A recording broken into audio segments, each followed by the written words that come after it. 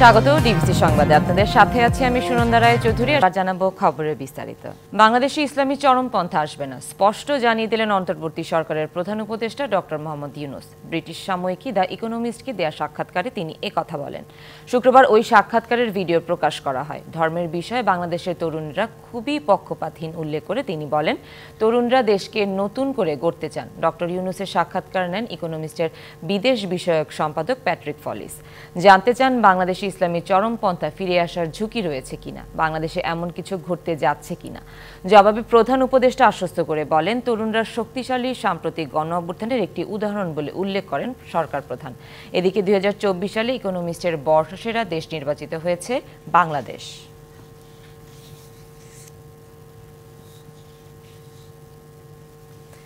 গণতন্ত্র পুনঃপ্রতিষ্ঠার জন্য দরকার নির্বাচন, আবারও জানিয়ে দিল বিএনপি। আর সমমনাদের সাফ কথা, সংস্কারের অজুহাতে নির্বাচন নিয়ে টালবাহানা মানা হবে না। 12 দলীয় জোট আর সমমনাদের সাথে বিএনপির লিয়াজো কমিটির বৈঠক শেষে জানানো হয়, রাজনৈতিক পরিস্থিতি নিয়ে আলোচনা হলেও চূড়ান্ত কোনো সিদ্ধান্ত হয়নি। সন্ধ্যায় গুলশানে বিএনপির চেয়ারপারসনের কার্যালয়ে বৈঠকে বসে 12 দলীয় জোট। মহাসচিব মির্জা ফখরুল ইসলাম আলমগীরের নেতৃত্বে বিএনপির লিয়াজো কমিটির আব্দুল আওয়াল মিন্টু, সেলিমা রহমান, নজরুল ইসলাম খান বৈঠকে অংশ নেন। বৈঠক শেষে 12 দলীয় জোটের নেতারা জানান, ফ্যাসিবাদী আন্দোলনের সময়ের যে ঐক্য ছিল আগামীতেও বিএনপির সঙ্গে তা অটুট থাকবে। 12 দলীয় জোট এবং বিএনপি এবং দেশের ফ্যাসিবাদ বিরোধী যে রাজনৈতিক শক্তিসমূহ দীর্ঘদিন যাবৎ যে আন্দোলন করে এসেছে, আমাদের সেই আন্দোলনের এবং সেই ঐক্যের প্রয়োজনীয়তা ফুরিয়ে যায় নাই। আগামীতে সেটা আরও গভীরভাবে অনুভূত হবে। একই ইস্যুতে পরে বিএনপির লিয়াজো কমিটির সাথে বৈঠকে বসেন সমমনা রাজনৈতিক দলগুলোর নেতারা। তারা বলেন, সংস্কারের অজুহাতে নির্বাচন নিয়ে টালবাহানা হবে না। জনগণের সরকার প্রতিষ্ঠিত না হলে কোনো সমস্যা সমাধান হবে না। সুনির্দিষ্টভাবে নির্বাচনের ডেট তারিখ দিতে হবে এবং আমরা এটাও চাই যে সংস্কারের নামে কালক্ষেপণ করে নির্বাচন দেরি করা ঠিক হবে না।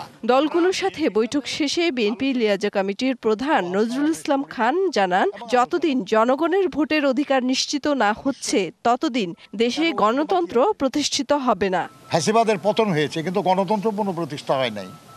সেটা পুনঃপ্রতিষ্ঠা হবে যখন জনগণ অবাধে, নির্বিঘ্নে, শান্তিতে তার ভোটাধিকার প্রয়োগ করে এই রাষ্ট্র পরিচালনার দায়িত্ব তাদের নির্বাচিত প্রতিনিধিদের দিতে পারবেন।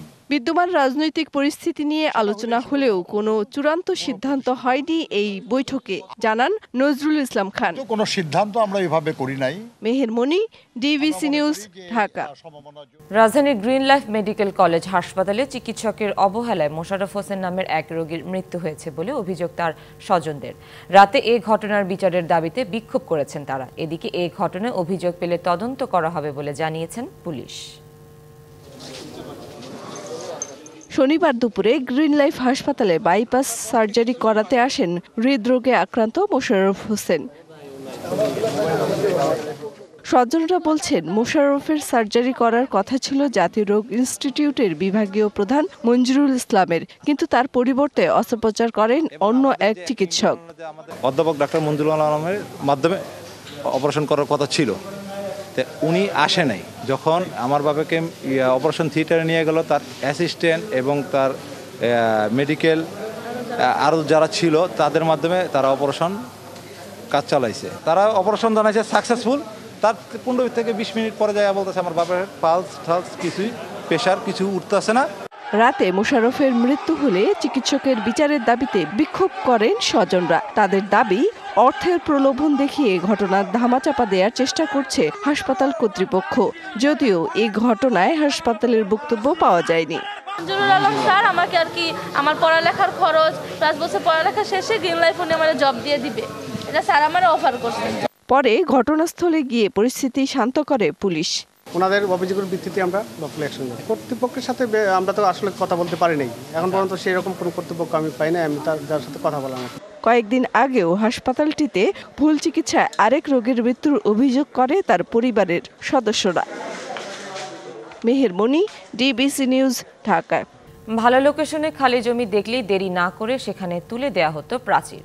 এরপর সন্ত্রাসী বাহিনী পাঠিয়ে জমির মালিককে দলিল বুঝিয়ে দিতে বাধ্য করা হতো। গেল 10 বছরে বরিশালের গৌরনদীতে একের পর এক জমি দখলের অভিযোগ সাবেক সংসদ সদস্য আবুল হাসনাত আবদুল্লার বিরুদ্ধে। এছাড়া উন্নয়নের কাজের কমিশন আদায়, টেন্ডারবাজি, মনোনয়ন ও নিয়োগ বাণিজ্য এবং বরাদ্দের টাকা ৯/৬ সহ অসংখ্য অভিযোগ তার বিরুদ্ধে। এভাবে ক্ষমতার দাপটে দখল দুর্নীতি করে পাহাড় সমান সম্পদ করেন বরিশাল আওয়ামী লীগের গডফাদার খ্যাত আবুল হাসনাত আবদুল্লাহ। আবুল হাসনাত আবদুল্লাহ বরিশাল জেলা আওয়ামী লীগের সভাপতি। জেলা ছাড়িয়ে বরিশাল বিভাগের দলের রাজনীতিতে হয়ে উঠেছিলেন অন্যতম নিয়ন্ত্রক। অনুসারীদের নিয়ে গড়ে তোলেন শক্তিশালী ক্ষমতা বলয়।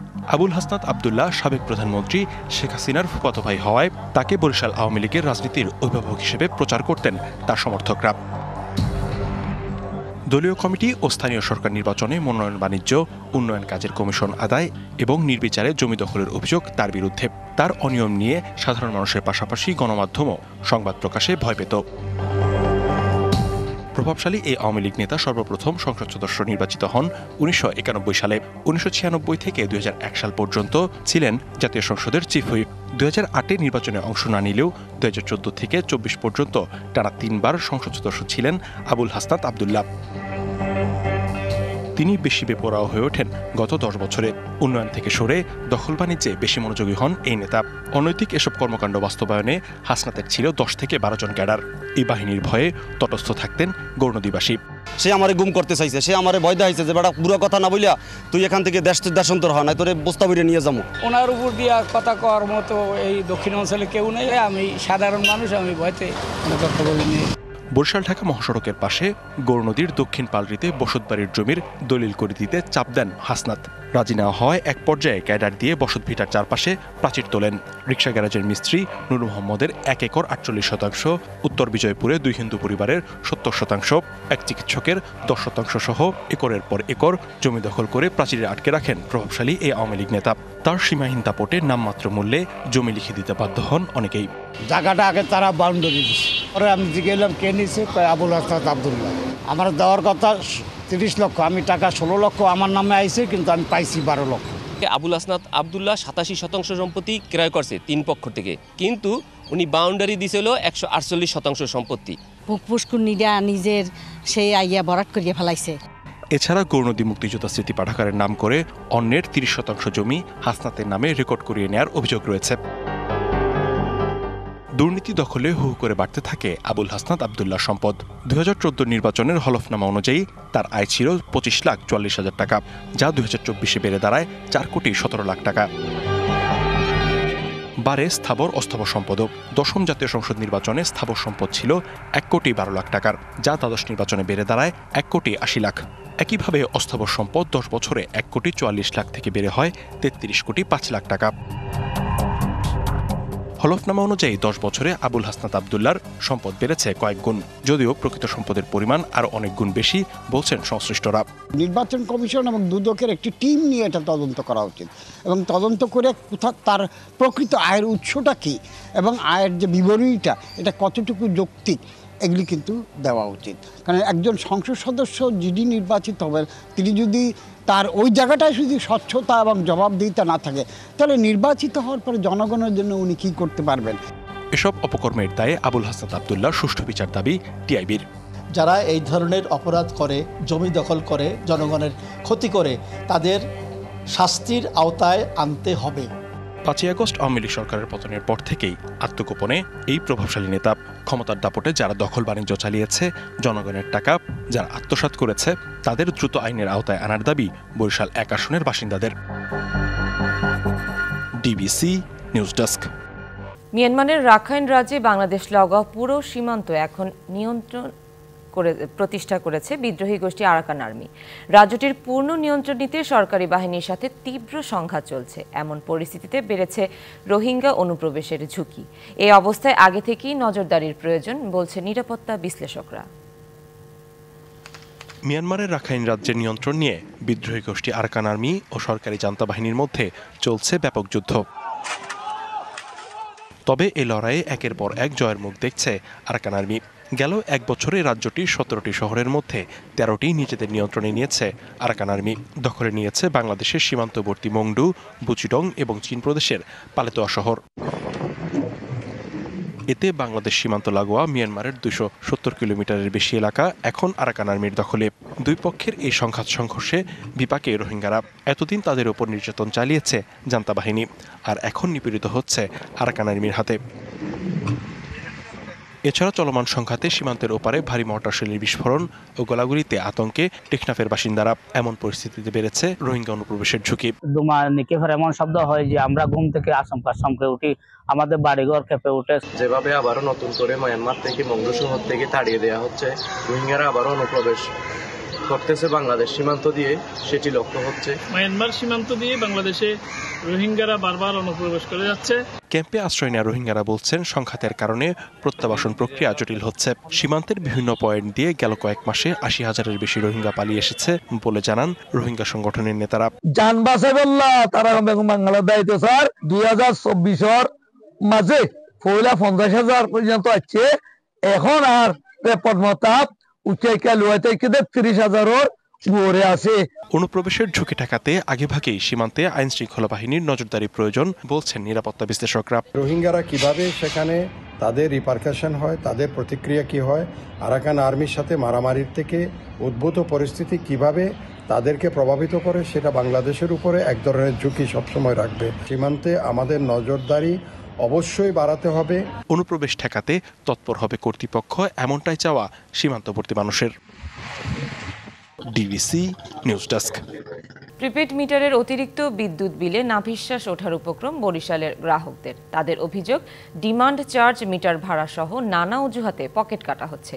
বিগত সরকারের চাপিয়ে দেওয়া অযৌক্তিক দাম কমানোর দাবি তাদের। অন্যদিকে বিদ্যুৎ বিভাগ বলছে সরকার নির্ধারিত বিদ্যুৎ বিলে কিছু করার নেই তাদের। ম্যাক্সিমাম 2,500 টাকা, আর এখন সেখানে বাড়তে 500-500, এ মাস হয়েছে 5100। সবশেষ জুনে 2,500 টাকা বিদ্যুৎ বিল দিয়েছেন মুদি দোকানি জলিল মিয়া। 6 মাসের ব্যবধানে সেই বিল এখন 5,100 টাকা। তার দাবি, ব্যবহার না বাড়লেও বিল বেড়েছে দ্বিগুণ। এতে সংসার খরচ বাড়ায় হিমশিম খাচ্ছেন বিল পরিশোধে। এদিকে যে কোনো সেবা নিতে গেলে শিকার হতে হয় হয়রানির। এমনকি বিলের ভুল সংশোধন করতে গেলেও কম্পিউটারের দোহাই দিয়ে নেওয়া হয় টাকা। সেবা সেন্টারে আমরা কল দিলে তারা আসতে অনেক দেরি করে, তারপর যায় আসলে তাদের রিক্সা ভাড়া দেওয়া লাগে, তাদেরকে আবার চা খরচ দেওয়া লাগে। যদি চা খরচ দেয় তাহলে এটা গড়িমসি করে। স্ল্যাব করার কারণে দেখা যাচ্ছে প্রতিটা গ্রাহক আবাসিক হইলেও সে বাণিজ্যিকের বিলগুলি দিচ্ছে, ব্যবহার ঠিকই কমাই করতেছে, কিন্তু বিলটা কিন্তু তার কম আসতেছে না। বিগত সরকারের সময় বিদ্যুৎ খাতে বিপুল অর্থ লোপাটের কারণেই এই অবস্থা, অভিযোগ গ্রাহকদের। গত সরকার হাজার হাজার কোটি টাকা চুরি করছে, তার দায়ভার এখন আমাদের। আমরা প্রত্যেক মাসেই বিল দিই, কিন্তু এখন বিল নিয়ে খুব বিভ্রান্তের ভিতরে আছি। সংযোগ ছাড়াও প্রিপেড মিটার চালু থাকার অভিযোগ করলেন গ্রাহক ঐক্য পরিষদের আহ্বায়ক। যে বিদ্যুৎ মন্ত্রী ছিল, বিদ্যুৎ প্রতিমন্ত্রী নসরুল আহমেদ বিপু এবং তার আত্মীয় স্বজনরা আসলে এই মিটারটা আমদানি করে, ফলে এই মিটারে ব্যাপক একটা চুরি আছে। আমরা দেখা গেছে যে বিদ্যুতের সংযোগ নাই কিন্তু মিটার চলতেছে। সরকার নির্ধারিত বিদ্যুৎ বিলে কিছু করার নেই জানালেন তত্ত্বাবধায়ক প্রকৌশলী। বিদ্যুতের যে রেট নির্ধারণ, এটা এখানে সরকারি সিদ্ধান্ত।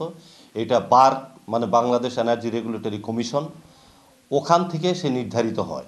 এটা আসলে আমাদের এখানে করে নেই, এখানে বারকে এখানে আলোচনা হয় এবং আলোচনার পরিপ্রেক্ষিতে এই রেটটি নির্ধারিত হয়। প্রিপেড মিটারের ভুতুড়ে বিল থেকে রক্ষায় কার্যকর ব্যবস্থা গ্রহণের দাবি গ্রাহকদের। DBC news desk. ভেজাল ও নকল শিশু খাদ্যপণ্যে সয়লাভ চুয়াডাঙ্গার বাজার। নামি ব্র্যান্ডের মোড়কে বিক্রি হচ্ছে চকলেট, জুসের মতো নকল পণ্য। এসবে ক্ষতিকারক উপাদান থাকায় খেয়ে অসুস্থ হচ্ছে শিশুরা। জেল, জরিমানা ও কারখানা সিলগালা করেও বন্ধ করা যাচ্ছে না এই তৎপরতা। এই জন্য আইনের কঠোর প্রয়োগ চেয়েছেন স্থানীয়রা। গত 13 নভেম্বর চুয়াডাঙ্গা শহরের সুপার শপ বিগ বাজার থেকে 3 প্যাকেট জুস কেনেন খুশি খাতুন। এই জুস পান করেই অসুস্থ হয়ে পড়ে তার 2 সন্তান। পরে দেখা যায় মেয়াদ ছিল না জুসের। অভিযোগ পেয়ে প্রতিষ্ঠানটিকে জরিমানা করে ভোক্তা অধিকার সংরক্ষণ অধিদপ্তর। খুলে দেখছি যে ওইটার ভিতরে আপনার দলা হয়ে গেছে, নিচে যেটা দুধ সেটা দলা হয়ে গেছে, কেমিক্যাল হয়ে গিয়েছে। বিভিন্ন ব্র্যান্ডের এমন মেয়াদ উত্তীর্ণ নকল শিশু খাদ্য মিলছে চুয়াডাঙ্গার বাজারে। মোড়ক দেখে বোঝার উপায় নেই আসল নাকি নকল। কম দামে কিনে বেশি লাভের আশায় এসব পণ্য বিক্রি করছেন অনেকে। নিরাপদ খাদ্য কর্তৃপক্ষের পরীক্ষাতে চুয়াডাঙ্গায় শিশু খাদ্যে অতিরিক্ত মাত্রায় সোডিয়াম বেনজোইক অ্যাসিড পাওয়া গেছে। মেয়াদ উত্তীর্ণ যে কেমিক্যালগুলো সেগুলো ব্যবহার করতেছে, আমরা এর মধ্যে ওনাদের একটা স্যাম্পল নিয়ে টেস্ট করেছি, যেখানে আপনার সোডিয়াম বেনজয়েড যেটা আপনার খাদ্য সংরক্ষণ করতে ব্যবহার করা হয়, সেখানে টেস্ট করার পরে যেটার অনুমোদিত মাত্রা ছিল 1000 ppm, বাট আমরা সেটা পেয়েছি 1947 ppm। চিকিৎসকরা বলছেন ভেজাল এসব পণ্য মরণব্যাধি রোগের সৃষ্টি করছে শিশুর দেহে। যখন এই কেমিক্যালগুলো খাবার খায় বা ইলেকট্রোলাইট এগুলো যখন যায়, একটা শিশু সব কিছু যখন বিপাকের মাধ্যমে এটা শরীর থেকে বেরিয়ে যায়, কিডনি এবং লিভারের উপরে চাপ পড়ে। ভেজাল খাদ্য নিয়ে চিন্তায় অভিভাবকরা চেয়েছেন কঠোর পদক্ষেপ। বিভিন্ন ধরনের ভেজাল এবং বিপজ্জনক উপাদানের সেগুলো তৈরি, যেগুলো আমাদের শিশু স্বাস্থ্যের জন্য মারাত্মক হুমকি। তো আমরা নিশ্চিন্তে থাকতে পারছি না, কারণ আমার শিশুটাকে কি খাওয়াচ্ছি, আর এই খাবারগুলো খেয়ে তারা অসুস্থ হয়ে যাচ্ছে। ভেজাল খাদ্য বন্ধে নিয়মিত অভিযান চালানোর কথা জানিয়েছে ভোক্তা অধিকার সংরক্ষণ অধিদপ্তর। গত মাসে আমরা মোটামুটি প্রায় 15টা অভিযানে 14 লক্ষ টাকা মতো জরিমানা আমরা করেছি। এক ধরনের অসাধু ব্যবসায়ী যারা আছে তারা আসলে অতি মুনাফার লোভে এই ধরনের কাজগুলো করে থাকে। এ ব্যাপারে অভিভাবকদেরও সচেতন হওয়ার পরামর্শ দিয়েছেন তিনি। DBC news desk. উত্তরের হিমেল হাওয়ায় চুয়াডাঙ্গায় জেঁকে বসেছে শীত। ঘন কুয়াশায় আচ্ছন্ন হয়ে আছে গোটা জনপদ। সকালে সর্বনিম্ন তাপমাত্রা রেকর্ড করা হয়েছে 13.5 ডিগ্রি সেলসিয়াস। এ নিয়ে বিস্তারিত জানাতে চুয়াডাঙ্গা থেকে সরাসরি যুক্ত হচ্ছেন সহকর্মী কামরুজ্জামান সেলিম। সেলিম, আজকে তো তাপমাত্রা 13.5 ডিগ্রি সেলসিয়াস। শীতে জনজীবন ও প্রকৃতিতে কেমন প্রভাব পড়েছে, বিস্তারিত জানাবেন। সুনন্দা, গতকালকে কিন্তু চুয়াডাঙ্গায় তাপমাত্রা ছিল 15.9 ডিগ্রি সেলসিয়াস। সেটি আজকে সকালে 9টায় কমে দাঁড়িয়েছে 13.9 ডিগ্রি সেলসিয়াস। মধ্যরাত থেকেই কিন্তু ঘন কুয়াশায় পুরো এলাকা কিন্তু একেবারে ঢেকে গেছে। সাধারণ মানুষ যারা চলাফেরা করছে, বিশেষ করে গাড়ি চলাচল করছে যারা মোটরসাইকেল, তারা কিন্তু হেডলাইট জ্বালিয়ে তাদেরকে কিন্তু চলাফেরা করতে হচ্ছে। এ কারণে কিন্তু সাধারণ মানুষ যারা রয়েছে, বিশেষ করে শ্রমজীবী মানুষ রয়েছে, তারা কিন্তু বেশ বিপাকে পড়েছে। তারা কাজে বের হচ্ছে, কাজে বের হয়ে কিন্তু কাজ না পেয়ে ফিরে আসছে। এছাড়া কিন্তু সবচেয়ে বেশি দুর্ভোগে রয়েছে কিন্তু এই শীতজনিত বিভিন্ন রোগে আক্রান্ত হয়ে রোগীরা হাসপাতালে ভর্তি হচ্ছে। চুয়াডাঙ্গা সদর হসপিটালে আমরা সকালে খোঁজ নিয়ে যেটি দেখেছি, চুয়াডাঙ্গা সদর হসপিটালে শিশু ওয়ার্ড, যেটি 20 বেডের শিশু ওয়ার্ড, সেখানে রোগী ভর্তি থাকছে প্রতিদিন প্রায় শতাধিক রোগী। এই 20 বেডের এগেনস্টে কিন্তু এই শতাধিক রোগী চিকিৎসা দিতে গিয়ে কিন্তু বেশ হিমশিম খেতে হচ্ছে ডাক্তার, নার্সদের। আমরা আবহাওয়া অফিসের সাথে কথা বলেছি। আবহাওয়া অফিসের পক্ষ থেকে যেটি জানানো হয়েছে, গতকাল এবং গত পরশু দিন কিন্তু চুয়াডাঙ্গার আকাশ মেঘলা ছিল। এই কারণে তাপমাত্রার যে পারদ সেটা কিছুটা বেড়েছিল। এখন সামনের যে দিনগুলো রয়েছে, সেই সামনের দিনে তাপমাত্রা পারদ কমতে থাকবে। এছাড়া কিন্তু আমরা জেলা প্রশাসনের সাথে কথা বলেছি। জেলা প্রশাসনের পক্ষ থেকে যেটি আমাদেরকে জানানো হয়েছে, ইতিমধ্যেই চুয়াডাঙ্গা জেলায় ত্রাণ মন্ত্রণালয় থেকে প্রায় 10,000 কম্বল এসেছে এবং 4টি উপজেলায় 12 লক্ষ নগদ টাকা এসেছে। সেই 12 লক্ষ নগদ টাকা দিয়ে কিন্তু কম্বল কেনা হয়েছে। ইতিমধ্যেই কিন্তু বিতরণ শুরু হয়েছে এবং বিতরণ শেষ পর্যায়ে। সাধারণ যারা ভুক্তভোগী রয়েছে তারা বলছে এটা প্রয়োজনীয় তো একেবারে অপ্রতুল। আরো যদি কম্বল আসে তাহলে শীতার্ত মানুষ যারা রয়েছে তারা কিন্তু বেশ স্বস্তি বোধ করবে। এছাড়া কিন্তু আমরা শহরের ঘুরে দেখেছি, সেখানে তো শীতার্ত এবং নিম্ন আয়ের মানুষ যারা রয়েছে তারা কিন্তু খড়কুটিয়ে জ্বালিয়ে কিন্তু শীত নিবারণের চেষ্টা করছে। তো সুনন্দা, চুয়াডাঙ্গা থেকে এই ছিল শীতের সর্বশেষ পরিস্থিতি। সেলিম, আপনাকে ধন্যবাদ। বৈষম্য বিরোধী ছাত্র আন্দোলনে হামলা, সিট বাণিজ্য, র্যাগিং ও হুমকি সহ বিভিন্ন অপরাধমূলক কর্মকাণ্ডে জড়িত থাকার অভিযোগে রাজশাহী বিশ্ববিদ্যালয়ের 33 শিক্ষার্থীকে শাস্তি দিয়েছে প্রশাসন। শনিবার রাতে বিশ্ববিদ্যালয়ের জনসংযোগ দপ্তরের পাঠানো বিজ্ঞপ্তিতে এ তথ্য জানানো হয়। এদের মধ্যে 6 জনকে স্থায়ী বহিষ্কার ও সনদ বাতিল, 5 জনকে 2 বছর ও 4 জনকে 1 বছর বহিষ্কার এবং অর্ধদণ্ড সহ বিভিন্ন মেয়াদে শাস্তি দেওয়া হয়। এর আগে 12 ডিসেম্বর বিশ্ববিদ্যালয়ের সিন্ডিকেট সভায় ডিসিপ্লিনারি বোর্ডের সুপারিশে এই সিদ্ধান্ত হয়। এই বিষয়ে জনসংযোগ দপ্তর জানায়, শাস্তি পাওয়া শিক্ষার্থীদের ভবিষ্যতের কথা মাথায় রেখে তাদের নাম প্রকাশ করা হয়নি। ব্রাজিলে বাস দুর্ঘটনায় অন্তত 38 জন নিহত ও 13 জন আহত হয়েছে। স্থানীয় সময় শনিবার দেশটির দক্ষিণ পূর্বাঞ্চলীয় রাজ্য মিনা জেরাইসে এই দুর্ঘটনা ঘটে। দেশের স্থানীয় গণমাধ্যম জানিয়েছে, ঘটনা কবলিত বাসটি নিয়ন্ত্রণ হারিয়ে সামনের একটি ট্রাকের সঙ্গে সংঘর্ষ ঘটায়। এ সময় পেছন দিক থেকে আসা আরেকটি যাত্রীবাহী যান বাসটিতে ধাক্কা দিলে আগুন ধরে যায়। প্রত্যক্ষদর্শীদের বরাতে ফায়ার সার্ভিসের কর্মকর্তারা জানান, ট্রাকটিতে একটি গ্রানাইট ব্লক নেওয়া হচ্ছিল। সংঘর্ষে ব্লকটি বাসটির উপরে পড়ে আগুন লেগে যায়। এই ঘটনায় শোক জানিয়েছে ব্রাজিলের প্রেসিডেন্ট লুলা দি সিলভা। কয়েকদিনের মধ্যেই আসছে নতুন বছর। নববর্ষের আগমন উদযাপনে বিভিন্ন দেশে চলছে প্রস্তুতি। ঐতিহ্যবাহী সব স্থাপনায় সাজানো হয়েছে ঝলমলে আলোকসজ্জায়। রাস্তাঘাট, দোকানপাট ও দর্শনীয় স্থানগুলো রঙিন আলোয় ভরে উঠছে। উৎসবকে নির্বিঘ্ন করতে নেওয়া হয়েছে বাড়তি নিরাপত্তা ব্যবস্থা। নতুন বছরের জন্য আর মাত্র কয়েক দিনের অপেক্ষা। 2025 সালকে বরণ করে নিতে তাই চলছে হাজারো আয়োজন। রাশিয়ার রাজধানী মস্কোর রেড স্কোয়ার সাজানো হচ্ছে নানা বর্ণ আর আলোয়। ঐতিহ্যবাহী এই আয়োজনে রাজধানীর চারপাশে বিস্তৃত এলাকা জুড়ে এখন সাজসজ্জার বাহার, যা দেখতে ভিড় করছে নানা বয়সীরা। পরিবার ও ঘনিষ্ঠদের সাথে উৎসবের আমেজ উপভোগ করেন রুশরা। এ উপলক্ষে এখনই মিলিত হতে শুরু করেন তারা। তবে ইউক্রেনের সাথে চলমান যুদ্ধ কিছুটা হলেও নতুন বছরের আনন্দে ছায়া ফেলেছে। নতুন বছর বরণে প্রস্তুতির কমতি নেই আটলান্টিক পাড়ের দেশ যুক্তরাষ্ট্রেও। নবরূপে সাজানো হয়েছে নিউ ইয়র্কের টাইমস স্কোয়ার। নববর্ষের 13 দিন আগেই টাইমস স্কোয়ারের 2025 লিখা 7 ফুট লম্বা সংখ্যাটি স্থাপন করা হয়েছে, যা দেখতে ভিড় করছেন শত শত মানুষ। সেলফিও তুলছেন কেউ কেউ। Nahida Rinthi, DBC news desk. সংবাদ এই ছিল এখনকার মতো। ডিবিসি নিউজের সংবাদগুলো পড়তে ভিজিট করুন dbcnews.tv আর ভিজিট করুন ডিবিসি নিউজের ফেসবুক পেজ এবং ইউটিউব চ্যানেল। সাথেই থাকুন।